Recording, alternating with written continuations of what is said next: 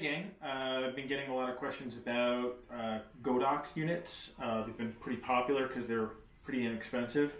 I have a kit. This box has two godox 8200s, and this is the 860 speed light. And this is pretty much what I carry with me everywhere I go. Three lights will do ya. So here is the 8200. This is the workhorse. This is kind of a supplement. You can see the size difference. This little doodad comes off. This is like the flash head.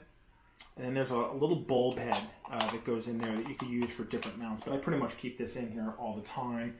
I've got some gaff tape on there, giving it its group number, B. And it's also on the bottom, so when it's up on a light stand, you can still see. I could tell what group it is and just look at it real quick. The thing that's really impressive about these is they're pretty durable. This one's been dropped a bunch. I'd love to get Pro Photo. I will say that the Pro Photos, in my experience, are a little bit more consistent in color temperature. There is a slight color temperature shift on these, I've noticed. If you're shooting like headshots or something like that on a consistent background, you can see that color shift. It's not horrible. You can correct it, but yeah, a little bit of a pain in the butt. But for the price, you know, comparative unit out of Pro Photo, I mean, they're talking about $1,000. So this is $350. You drop this, you know, you're not going to cry too much. So 200 watt seconds. There's two different controllers. This is the one I use primarily. And what I love about it is, I don't know if you could see this, but I could select the group there. It's at full power. And then I can roll that all the way down to 1/128th. So bottom out power. Okay. And I do have the little beep on. I like to know that the unit is recycled, but if you were shooting a wedding or something like that, you know, you obviously want to turn it off. It does have high-speed sync, which I don't use a ton, but it's nice. It's nice to know that you have that. These controllers are dedicated, so Canon, Fuji, Sony. This one's particularly for Canon. That gives you access to the high-speed sync feature, as well as TTL metering, which I never use. Pretty much dial these things in manually. But Group B. I'll show you this real quick. This is the other unit. This is also for Canon. But what's nice about it is you can see it's got a hot shoe pass-through. It works the same. The menu is a little bit different. I don't like... Oh, I left this guy on. It does have like an auto off, which is nice. So when you forget it, like I just did, it doesn't kill the batteries. You know, you have to select the group. Actually, you roll through the, you know, which group you want, and then you hit the group, and then you change the power output. But what's nice about this unit is that it's got that little hot shoe pass through. So you could take an older unit, like say a Pocket Wizard, and, you know, connect a Pocket Wizard to anything, any speed light or strobe or anything that you have, and be able to control that through that. So you know, you're able to put together multiple kits, which is pretty cool. Okay, so so I have a hot shoe adapter on this. This is a little umbrella adapter.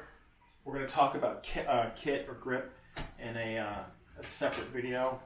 But I pulled the hot shoe adapter, cold shoe adapter off, and just put. Oh yeah, I should show that. These have these little baby pin. I forget what they're called. I just like to look it up. But these are basically baby pins with a. This one isn't 1/4-20, but I believe these come with the unit, and there's two 1/4-20 holes. I have this in here permanently. I have it wrenched in there pretty good. And then this is just an umbrella adapter, and she's on. Good to go. You know, you can put an umbrella on there, you know, whatever modifier you want, basically. And just real quick, just to show, I'll do live view. Let's see. One they're exposed. Here we'll go. So that's the ambient. Okay. And because I'm pretty open, I've got this at 1/128th, and it's just bare bulb over there. Okay. And so obviously it's a little blown out, but this is bottom power.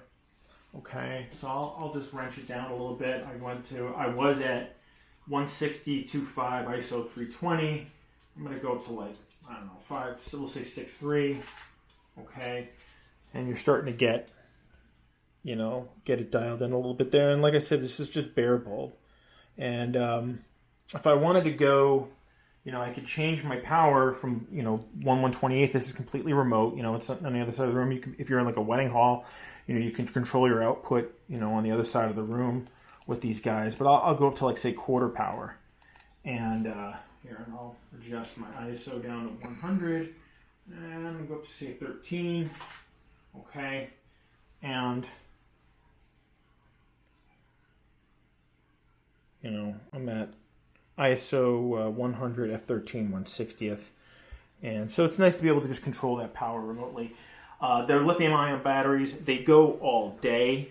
Like if you're shooting a wedding, I can get a full wedding out of these guys. I keep an extra battery in the box just in case I forget. I'm a little obsessive like that. Just want to make sure I have extra battery life going on the job. But yeah, they're just incredible little lights. They godox AD200s rather, and they do make a 300 watt second, I believe a 400 watt second, and a 600 watt second. And I believe Flashpoint, I've been told that the Flashpoint version of these will actually work with these controllers and vice versa. So it's nice if you need to cobble a kit together that you can do that. That's all I have for this one. I'm going to go over my kit in a separate video and kind of how I use these together with modifiers.